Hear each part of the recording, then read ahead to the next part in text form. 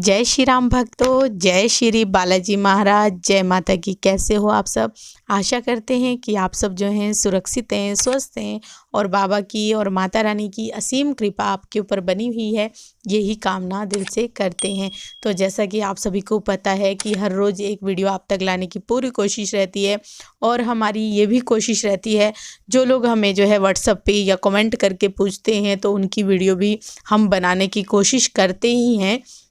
तो हमें किसी ने कहा था कि गुरुजी एक ऐसी वीडियो बनाइए जिस पे जो है हमें पता चले कि मेहंदीपुर बालाजी और सालासर बालाजी में क्या अंतर है, क्या मान्यता है। तो बहुत सारी जानकारी आपको इस वीडियो में मिलने वाली है।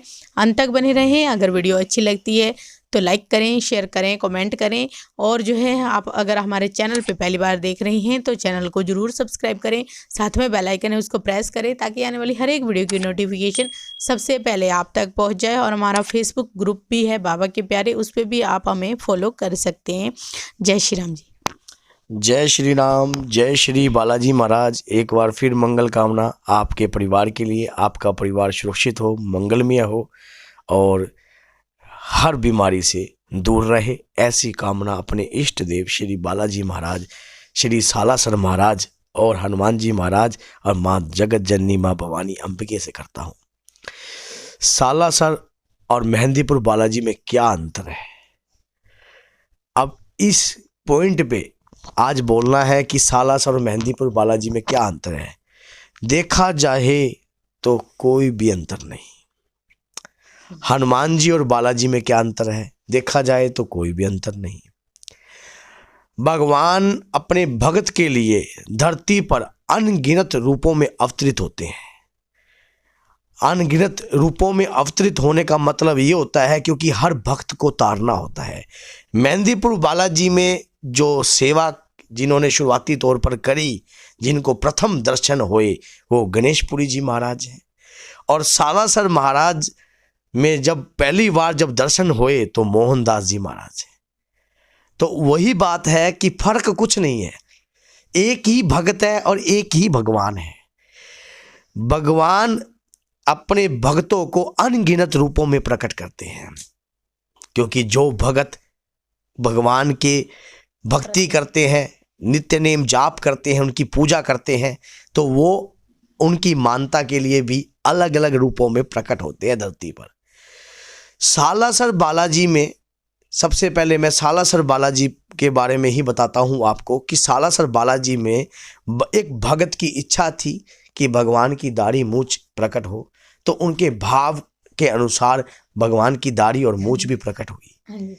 मेहंदीपुर बालाजी जो हैं वो बाल स्वरूप है, क्योंकि बाल स्वरूप में बाबा संकटों के ऐसे छक्के छुड़ाते थे। क्योंकि जब इनको श्राप लगा, तो आपको पता है कि जब इनको श्राप दिया गया था, ये जो बल था उसी के कार्य से, क्योंकि जो बल था वो समय से पहले बचपन में नादानी में, क्योंकि हर चीज़ की एक महानता होनी होती है।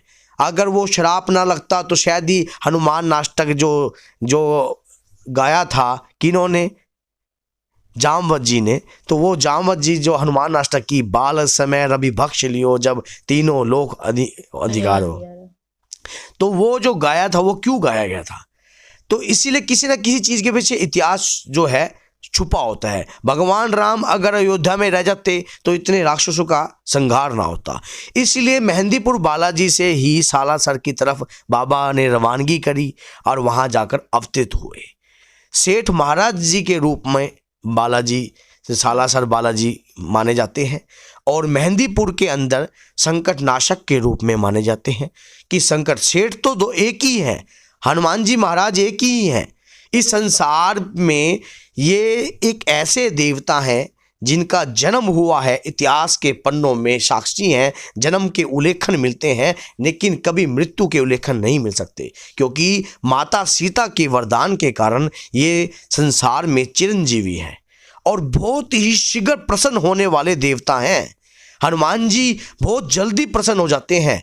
अगर आपने कोई अपराध भी कर रखा है और आप बाबा के श्री चरणों में जाकर अपने अपराधों की क्षमा मांग लेते हैं तो जल्दी प्रसन्न हो जाते हैं हनुमान जी महाराज। अब इसमें क्या होता है कि जो सालासर और बालाजी नेगेटिव एनर्जी का जितना भी कार्य होता है जो कि आत्मा का संघार केंद्र से मेहंदीपुर बालाजी है।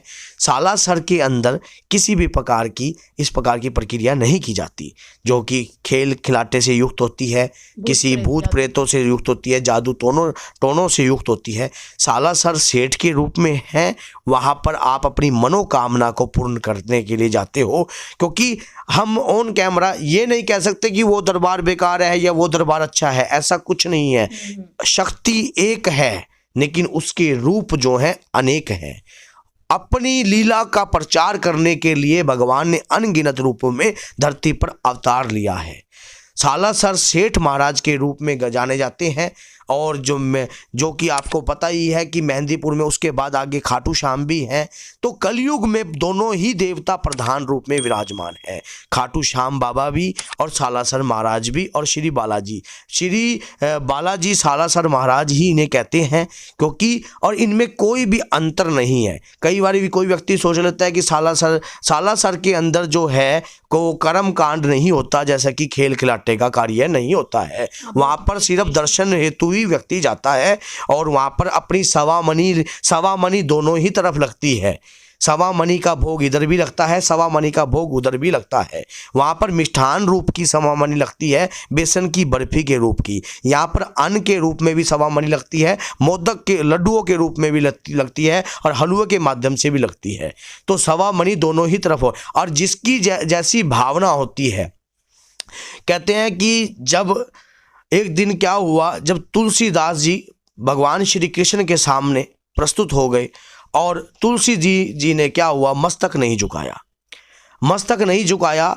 तो वहाँ पर क्या हुआ कि तुलसी ने एक वार्तालाप करी कि कहा, भगवान श्री कृष्ण को कहा कि प्रभु, मैंने मेरे अंदर आपके प्रति भाव हैं, लेकिन कहते हैं कि तुलसी मस्तक तब झुके जब धनुष बाण लियो हाथ।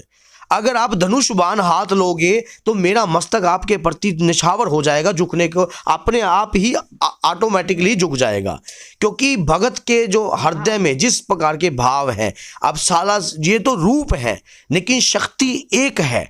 हनुमान जी महाराज एक है, ये अलग नहीं है कि आपका कई बार मन में ये हो जाता है कि सालासर और है या मेहंदीपुर बालाजी और है, या मेहंदीपुर बालाजी ही सालासर है और सालासर ही मेहंदीपुर बालाजी हैं। लेकिन भगवान ने अपने, क्योंकि इस कलयुग में क्या होता है, जैसे कि बहुत से लोग इस खेल खिलाटे की कार्य विधि जो होती है उससे घबरा जाते हैं, डर जाते हैं। तो ये नहीं है कि हनुमान जी का सौम्य रूप भी है और उग्र रूप भी है, हनुमान जी विकराल रूप में भी है। कहते हैं कि सूक्ष्म रूप धरि सिय दिखावा, विकट रूप धरि लंक जरावा, भीम रूप धरि असुर सारे, रामचंद्र के काज सवारे।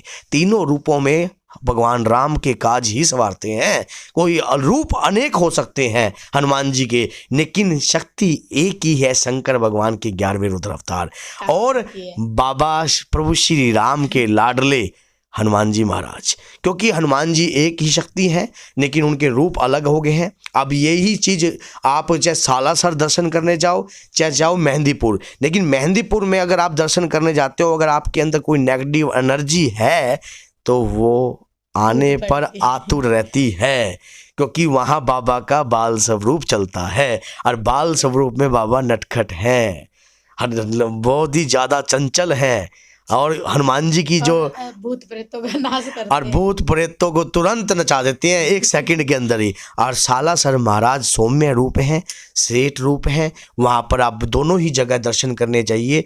आपको आनंद की कोई जो सीमा है वो कभी नहीं रुक सकती, क्योंकि प्रभु के दर्शन किसी भी रूप में हो स्वीकार है।